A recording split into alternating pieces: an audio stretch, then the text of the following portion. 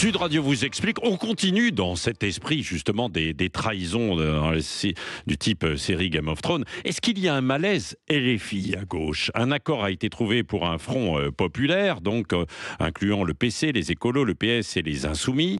Nous sommes avec Laurent Geoffrin, fondateur du journal.info, homme toujours de gauche, mais en colère, me semble-t-il, contre cet accord. Bonjour Laurent Geoffrin. Bonjour. Bon, vous êtes en colère contre cet accord, c'est ça? Oui, a priori oui. Alors j'attends d'en savoir plus, mais ouais. Je vois déjà que la répartition des sièges telle qu'elle est prévue entre les partis de gauche consacre la domination de LFI sur le reste de la gauche, ou risque de consacrer. Ouais. Ça me paraît une très mauvaise idée parce qu'on ne peut pas oublier ce qui se passait depuis des mois de campagne.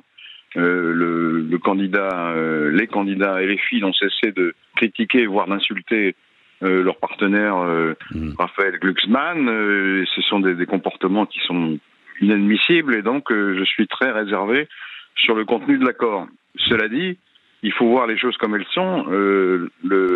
J'entends par exemple hier soir, qui a pris tout d'un coup un ton beaucoup plus modéré. Et il y a des conditions qui ont été posées par Glucksmann, notamment, est-ce qu'elles sont respectées ou non? Si elles sont respectées, c'est différent. Ouais.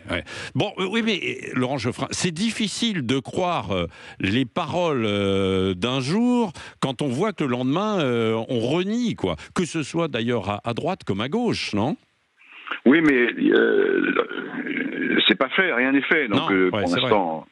Mais s'il y a un contrat, il y a un contrat. Celui qui ne le respecte pas, cochon qui s'en dédie, comme on dit. Pour l'instant, je suis méfiant parce que je constate que le rapport de force interne à la gauche ne correspond pas à celui qui est sorti des européennes. Les socialistes sont devant dans les européennes, ils sont à 14%, et LFI est à 10%. Donc ça doit se refléter. Alors les socialistes se défendent en disant mais oui, mais on a beaucoup progressé en nombre de sièges par rapport à la situation qui prévalait auparavant. Bon, ça c'est vrai. Mais est-ce que c'est suffisant? Parce qu'il faut des garanties dans cette affaire.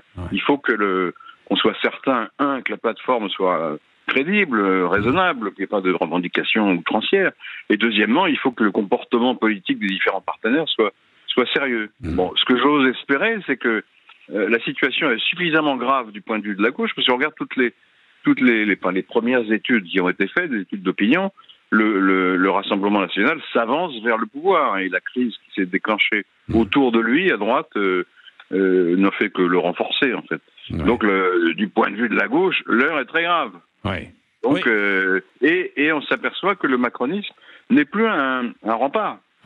Si vous regardez bien les mêmes études, le macronisme il arrive troisième dans les circonscriptions. Donc c'est la gauche. Alors il ne faut pas que ce soit une gauche radicale, extrême, sinon ça n'a aucune chance. C'est ça la raison de mon mécontentement. Oui, c'est ça, parce que évidemment, vous l'avez dit, cette alliance, d'un côté, des gens qui se voulaient respectables, raisonnables, qui suivaient Raphaël Glucksmann, et puis de l'autre, certains qui avaient quand même des propos anti-républicains, Laurent Geoffrin. Et ça, en fait, table rase. Je suis d'accord. Ce qui compte, c'est le rapport de force interne, au fond. La gauche n'a jamais gagné quand c'était la gauche radicale qui dominait. Elle a toujours gagné quand c'est la gauche réformiste, rationnelle, qui domine, que ce soit Mitterrand, que ce soit Blum, que ce soit Jospin, Hollande, ça a toujours été le même schéma. Il faut respecter ce schéma cette fois-ci. C'est ça l'origine de mon inquiétude, c'est que ce schéma est le seul gagnant.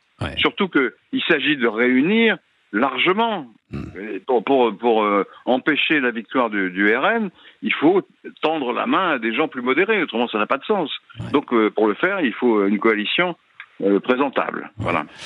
Présentable, on retiendra ce mot. Merci Laurent Geoffrin, fondateur du journal.info. Donc c'est uniquement sur le digital. Voilà, c'est un journal social-démocrate en ligne. Voilà, c'est ça, absolument. Polémique. Polémique, vous avez de la matière. Nous sommes des méchants sociodémocrates. Merci d'avoir été avec nous ce matin sur Sud Radio. Dans un instant, je ne sais pas ce qu'il en pense, c'est Guy Carlier, comme chaque matin avant 8h sur Sud Radio.